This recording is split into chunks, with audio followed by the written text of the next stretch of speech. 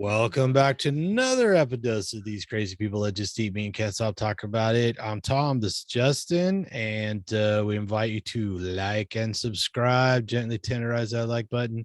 Leave us your comments today. We have a subject that I'm sure everybody has come across over and over and over again. What is that topic, Justin? Making your body or your blood more alkaline, or your body, sipping on your alkaline water, keeping your pH balance, eating your alkaline foods. I have this conversation regularly with people. They ask me about it because there's this rumor, this bro science saying that meat makes you more acidic when you eat meat, but you should eat these alkaline foods or drink alkaline water. And it's kind of all just a bunch of hocus pocus. I know there's some books out there. People supposedly cured cancer and AIDS and all kinds of stuff, which who knows if they did or not, and who knows if it has anything to do with pH. But I'm pretty convinced you cannot adjust the pH of your body like it's often stated. They say, oh, you can change the pH of your body by eating different foods, right?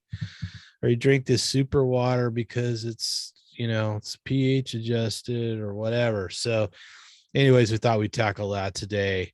And in general, what's your impression, Justin? Yeah, so I was actually in the alkaline diet cult. I don't know if it's a cult, but I actually used to generally believe it. I'd spend the extra $4 for the alkaline water. I believe that you had to alkalize your body through eating, leafy greens and certain vegetables and things like that.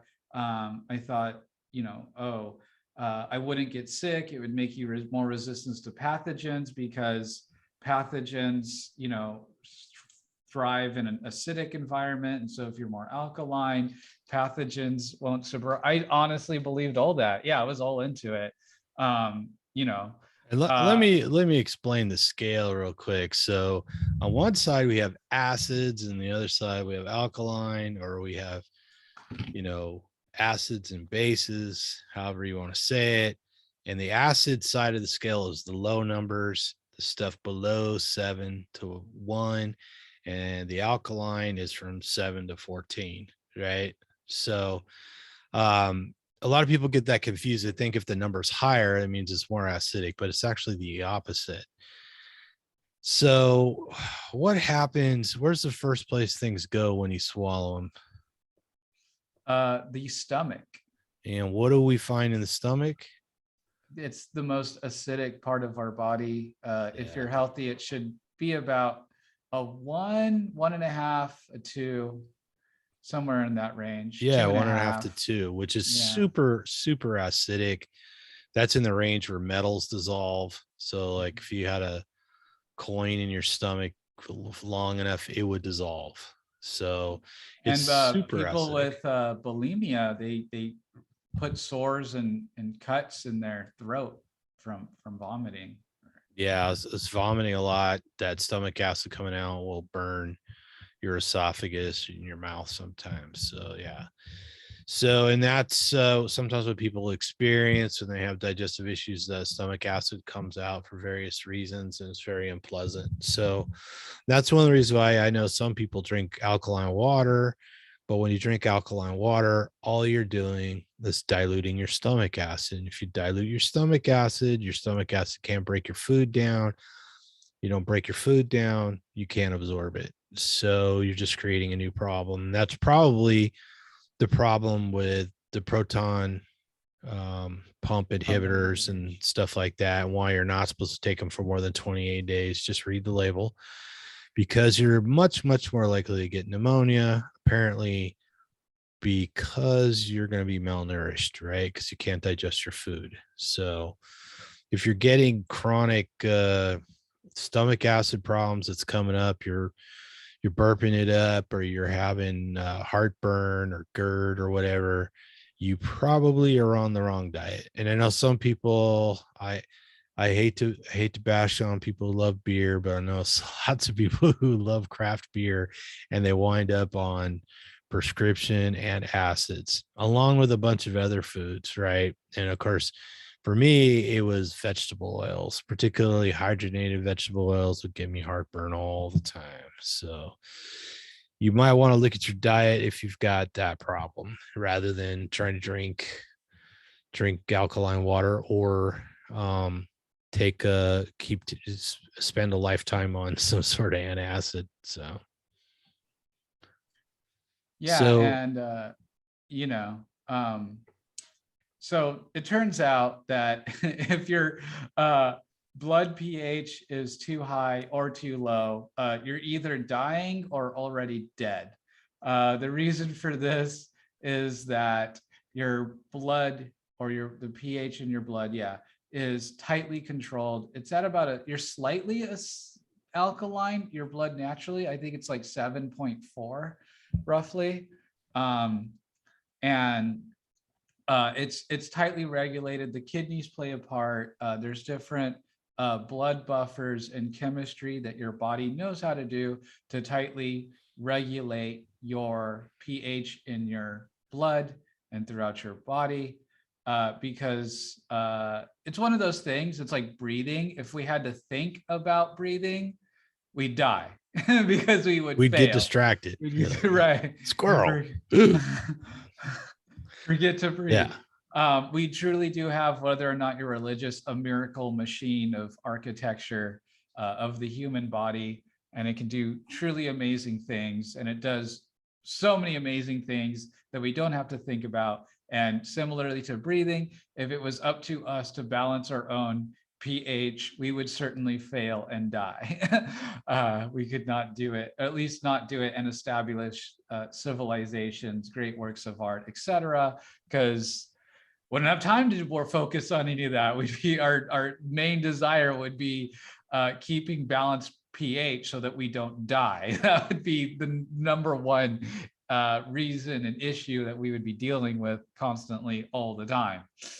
So thank your body for that. And us trying to mess with it. And there's kind of like a lot of things, when we try to feel like we can improve on, again, the miracle machine of the human body, typically are only going to damage it. And if you try to follow an alkaline diet, drink alkaline water, you're only actually causing further damage to your body. Well, you're causing your body to compensate for it, right? So while it's trying to compensate for all these things we don't normally do, it can't do other processes, right? Right, exactly. So it's going to do what it's going to do. And it's going to, obviously you're not going to die from drinking a bunch of alkaline water unless you just drink literally an OD amount of it. But that's a different issue. It's just you're making your body do extra steps and extra things because now it has to readjust to what you're putting in it. Now, how much of that alkaline actually gets past the stomach, down into the small intestine, into the blood? I don't know. I don't know if it even makes it that far. It could just be that you're simply diluting your stomach acid, which is causing different issues that Tom went over earlier. Yeah, so they sell this idea that you eat alkaline foods or drink alkaline water and then you're changing the pH of your body. Well, that's kind of a weird concept because the pH, different parts of the body or different fluids in the body are different, and the body tightly regulates all of them. So they usually have a narrow range of like 0.1% or so. And like you said, if the pH goes below like 7, you go into coma and die. If it goes above like 7.5 or 8, you go into a coma and you die. So it's like a lot of things, your blood sugar can't be too high or it can't be too low. Your blood pressure can't be too high or it can't be too low, right? So it's like all the other processes in the body, it's tightly regulated. And if you're eating a bunch of foods that we wouldn't normally eat, and like I always ask, if we evolved to eat all these plants, what plants were they that we evolved to eat? I have yet to get a single answer. So I don't know, outside of maybe seaweed and coconuts, I'm really not sure what would have been available, right? And then of course maybe like seasonal fruits, berries or grapes or something like that. There really wasn't much out there. There was no fruited plains, there was no amber waves of grains, there was no apple orchards, and all that food is very different now than it was when nature first created it when it wasn't our food because it really wasn't edible. So yeah, so I don't know all this crazy idea. Well, I mean, I'd like to know where all these alkaline springs that we were drinking out of were. So maybe you can tell me. Maybe somebody has flown around the world in their time machine and figured all this out. But I'm pretty sure that's not how we evolved, and that's why it doesn't work. So Definitely. You know, when you do hear stories of curing cancer or curing this or that due to going an alkaline diet or vegan diet, typically what I think actually happens now, again, don't know what actually happened or if the person was diagnosed correctly, or there's a whole bunch there, and I get that. But let's just take it at face value. If anything helped, it was probably A, they probably started drinking more water, period, and B, reducing sugar and carbohydrates, you know, complex carbohydrates, PUFAs, things of that nature. You know, a lot of people do well when they just get rid of the chips, the soda, the complex carbohydrates. You know, a lot of people, that's all they hops. need, and they do hops. And they do really well get rid of alcohol or cut down greatly on alcohol, Well, especially let's not get grain crazy. alcohol. And people can recover that way, you know, especially some of the big things, right? Right. But when you're have an autoimmune issue that's chronic, um, typically any kind of toxin, your body's going to attack it and attack yourself, and because it's already all flared up. And so, not to say it's too late, but that's why the carnivore diet is truly the anti-inflammatory diet, and in my opinion, the anti-cancer diet, because it feeds on sugar and i.e. carbs. So we're not really having zero or close to zero. So you can't really get any further than that. And so, yeah, you're going to have a decrease, but you would get a similar decrease in only eating plants, going more whole food, things like that as well. Would it be enough? Well, it depends on the cancer. That's a whole nother short ribs and probably its own video altogether. But yeah, it's kind of just misattributed to something. I never see the blood test to back up the alkaline diet. You know, how alkaline did you make your blood? How alkaline, you know, are you an 8? You know, are you a 9? Where are you at? Right. Yeah.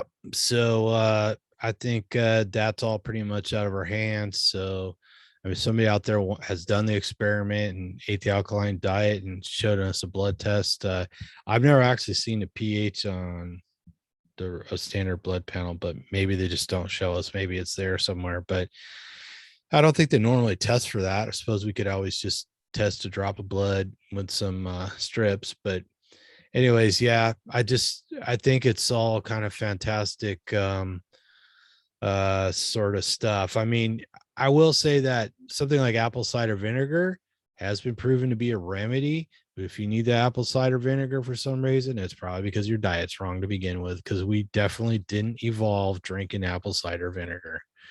I'm pretty sure. Also pretty sure they have the world's greatest marketing team over at applecidervinegar.com or wherever it all comes from. But The veil, you need the one that you shake it and it's all it's cloudy, so it has the cloudy, it's got veil, all sediment. those. Yeah. Yeah.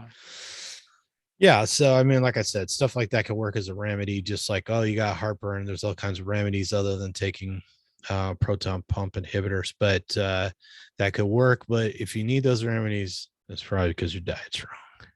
Just saying. So, anyways, leave I us your did comments. I did want to take one quick second to talk Yes, about sir. ketoacidosis. It is when your pH does become too acidic, more or less, and that's due to the kidney failure or issue with the kidneys. Yeah, yeah. So it's nothing to do with diet directly. Yeah, some people do have a problem with regulating stuff like that because of kidney problems, alcoholism, sometimes severe diabetics will have that problem. It does happen, but it's not because you're eating acidic food typically or eating alkaline food typically. So And if you're a anyways, type 2 diabetic or even type 1, but I'd rather not talk about type 1 because it's just more complex. But if you're a type 2 diabetic and your kidney is functioning, yes, you can take on a keto or carnivore. Just make sure you are watching your blood sugar for blood sugar dips and talk to your doctor about adjusting your insulin. Yeah, that's the thing we hear about the most is people go low carb and then their blood sugar goes down. They don't need as much medication. So you can accidentally take too much insulin or the other drugs that help the insulin work. So yeah, definitely want to get with your doctor on that and help them have them help you adjust. So for sure. All right. Well, people out there, please leave us your comments on pH, GERD, heartburn. Maybe you believed in the alkaline diet or drank a lot of alkaline water for a while. Let us know what happened to you.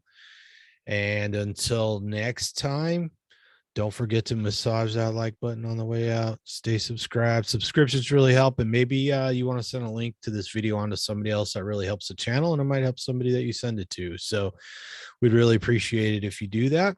Until next time, just eat some meat, feel better, and whatever you do, don't Don't fall fall down down in the the carb carb hole. hole.